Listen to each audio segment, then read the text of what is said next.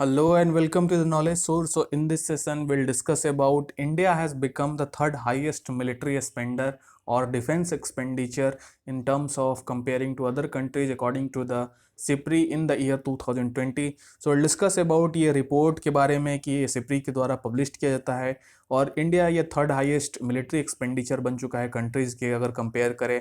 इसके क्या इम्पैक्ट हो सकते हैं अगर हम बात करें, हमारे पास हेल्थ स्ट्रक्चर अच्छी नहीं है, हमारी education up to the task नहीं है, अगर हम डेवलप्ड कंट्रीज़ के बारे से अगर उनके से कंपेयर करें तो ये कुछ ऐसे चैलेंजेस हैं अभी भी इंडिया के लिए, और इंडिया के लिए क्यों एक वरीसम सिचुएशन भी है। तो ये सब कुछ एस्पेक्ट्स हम थोड़ा देखेंगे। But before starting this session मैं आपको बोलूँगा, आप हमारे टेलीग्राम चैनल और द फेसबुक चैनल से हमें आकर जुड़ सकते हैं और please don't forget to subscribe our channel. So अगर मैं बात करूँ, इंडिया अभी थर्ड हाईएस्ट डिफेंस एक्सपेंडिचर वाला कंट्री बन चुका है यूनाइटेड स्टेट्स और चाइना के बाद। जो अभी रशिया था उसको ये इन्होंने इंडिया ने डिस्प्लेस करके इंडिया है अब तीसरे नंबर पे आ चुका है, जहाँ पे अगर बात करूँ डिफेंस से रिलेटेड या डिफेंस से एक्सपेंडिचर के बारे में, इंडिया तीसरे एक ऐसी कंट्री है। अगर बात करूँ ये जो रिपोर्ट जो कि सिप्री के द्वारा पब्लिश किया जाता है, ये रिपोर्ट अगर ईयर ऑन ईयर के साथ हम कंपेयर करें तो यहाँ पे मिलिट्री बर्डन जो है, ग्लोबल फाइनेंशियल क्राइसिस आपको मालूम होगा 2008 में आया था, और उसके बाद से ही अगर हम देखें तो ये एक अगर मिलिट्री एक्सपेंडिचर भी ये सबसे ज़्यादा इंक्रीज़ है, और ये शार्पेस्ट इंक्रीज़ अगर बोलूँ जहाँ पे मिलिट्री एक्सपेंडिचर के लिए 2008 के बाद यहाँ पे सबसे ज़्यादा हाईएस्ट एक्सपेंडिचर हुआ है।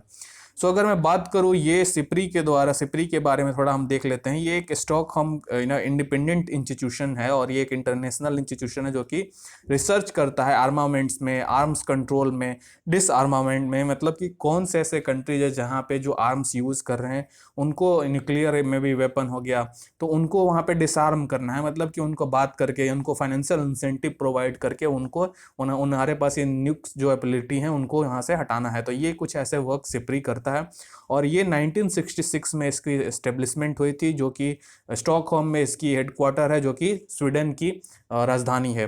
अगर मैं बात करूँ ये डेटा एनालिसिस भी करता है जहाँ पे, और फिर रिकमेंडेशंस भी प्रोवाइड करता है ओपन सोर्सेज पॉलिसी मेकर्स के लिए, और एक माध्यम है जहाँ पे डिफरेंट गवर्नमेंट्स रिलाई होती है कि अगर डिफेंस एक्सपेंडिचर से रिलेटेड जो भी एक्टिविटीज़ हो रही हैं, ये इनकी जो डेटा होती है वो बहुत ही ऑथेंटिक होती हैं, तो इनके बेसिस पे ही गवर्नमेंट कई बार डिसीजंस भी लेते हैं।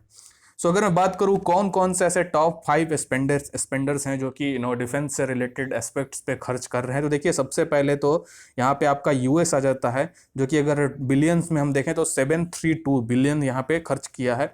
इसके बाद 261 चाइना हो गया, 71 इंडिया हो गया, इसके बाद 65 रसिया और 62 हो गया सऊदी अरेबिया। तो ये 5 ऐसे कंट्रीज हैं जहाँ पे डिफेंस एक्सपेंडिचर सबसे ज़्यादा खर्च होता है। इसके बाद हम देखें अगर 1917 बिलियन जो है ग्लोबल मिलिट्री एक्सपेंडिचर 2019 में हुआ, और ये अगर देखें हम 2018 के मुकाबले तो ये 3.6% तक इंक्रीज है, जो कि स्पाइक है। यानी कि अगर हम 2018 से 19 के बीच में कंपेयर करें तो 3.6% जो मिलिट्री एक्सपेंडिचर है पूरे वर्ल्ड का, उसमें हमें इजाफा देखने को मिल रहा है, और ये 2010 से मुकाबले।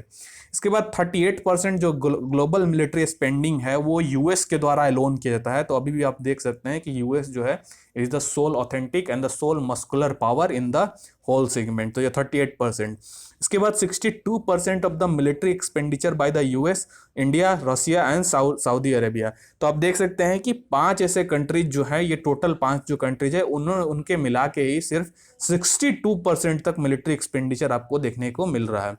इसके बाद अगर देखें थोड़ा इंडिया के बारे में, तो यहाँ पे हम, जैसा मैंने आपको बताया कि ये ग्राफ आपको समझा चुका हूँ। इसके बाद थोड़ा हम अपने नेबरिंग कंट्रीज में देख लेते हैं। पाकिस्तान जो है 10.3 बिलियन वो यहाँ पे 24th रैंक पे है, यानी कि वो अगर पाकिस्तान की कंपेयर करें तो अभी 10 बिलियन के अराउंड अपने मिलिट्री एक्सपेंडिचर पे खर्च कर रहा है।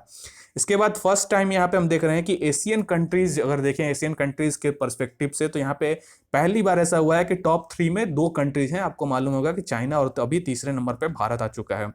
इंडिया के मिलिट्री जो स्पेंड है वहां पे हम देख रहे हैं कि नॉट ओनली सिर्फ कैपिटल एक्सपेंडिचर होता है, यानी कि वेपन्स खरीदने में, नए नए कोई भी R&D पे खर्च करना है, वो सब सेगमेंट। इसके अलावा हमें हमारी जो हाईएस्ट अगर कुछ देखें हम, जो सेगमेंट्स ये भी कवर करता है कि हम अपने लोगों के, हमारे आर्म फोर्स के जो वेटरन्स हैं उनको हम पेंशन्स प्रोवाइड करते हैं, उनके हेल्थ केयर पे स्पेंडिंग करते हैं। तो ये कुछ ऐसे सेगमेंट्स भी हैं जहाँ पे इंडिया जो है इसका भी प्रॉपर ध्यान देता है। ठीक है, अगर हम देखें कि ग्लोबल मिलिट्री बजट्स के अगर पर्सपेक्टिव से, तो देखिए सऊदी अरबिया जो है, अगर वहां पे मिलिट्री अगर परसेंटेज ऑफ जीडीपी के द्वारा देखें कि मतलब अपने पूरे जीडीपी में कितना परसेंटेज वो मिलिट्री एक्सपेंडिचर करता है, यानी कि डिफेंस पे खर्च करता है, तो उसमें सबसे जो हाईएस्ट है वो सऊदी अरबिया।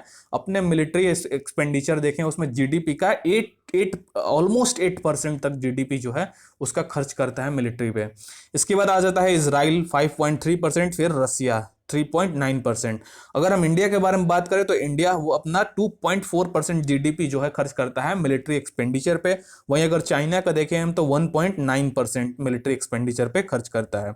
यूएसए अब 3.4% है। तो ये कुछ ऐसे कंट्रीज हैं, लेकिन आपको याद रखना है कि सऊदी अरेबिया जो एक एक होस्टाइल नेबरिंग कंट्रीज जहाँ पे वो उसके इजराइल के साथ भी अच्छे रिलेशंस नहीं रहते हैं, अपने डिफरेंट वहाँ पे अगर नेबरिंग कंट्रीज में इंटरवीन हमेशा करते रहता है, तो इसके चलते अपने Saudi Arabia time to time अपने मिलिट्री एक्सपेंडिचर पे बहुत ही ज़्यादा खर्च करता है।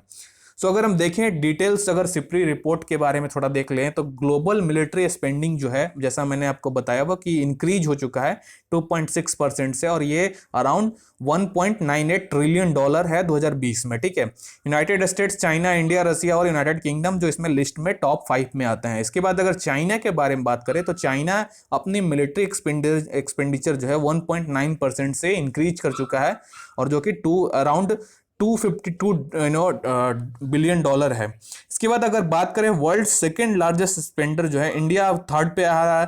तो ये आपको देखने को मिल रहा है, और स्पेशली अगर हम देखें ये स्पाइक इसलिए भी हमें देखने को मिल रहा है क्योंकि लास्ट ईयर चाइना के साथ हमारी कन्फ्लिक्ट हुई, जिसमें कि इंडिया को अल्टीमेटली अपने मिलिट्री एक्सपेंडिचर्स पे खर्च करने पड़े, बाकी सारे जो सेक्टर्स हैं जैसे हेल्थ, एजुकेशन, इनको साइड में रखते हुए। तो ये कुछ एक वरी सिचुएशन भी इंडिया के लिए है। So I really hope you guys have understood the whole concept. So that's it for today. Thank you as well as for the joining.